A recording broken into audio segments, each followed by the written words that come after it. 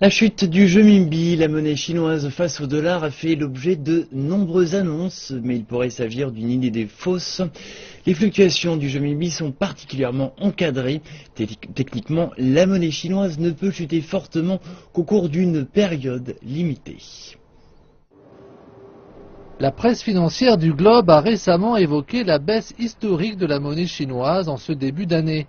Lors de plusieurs séances de transactions cette année, le yuan s'est approché de la limite la plus basse de fluctuation fixée à 2%. Mais en Chine, les analystes affirment que la baisse du yuan est en fait bien moins importante que celle annoncée. Ce qu'on appelle la limite d'échange quotidien est basée sur une moyenne.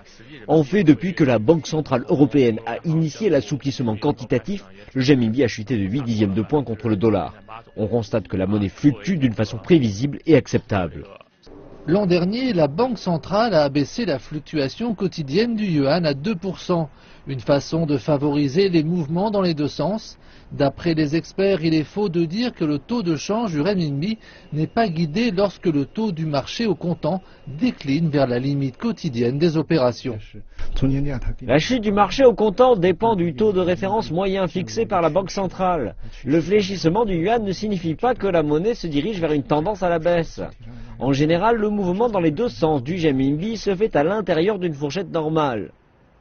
Le couple dollar-yuan se révèle stable cette année. Depuis janvier, le cours quotidien moyen du yuan contre le dollar n'a connu qu'un changement de 3 dixièmes de point de pourcentage. Le marché au comptant a quant à lui accusé un changement limité de 1 point. Avec la volonté des banques centrales d'assouplir la politique monétaire, les analystes pensent que le yuan a fait montre d'une stabilité relative et d'un équilibre sain entre l'offre et la demande.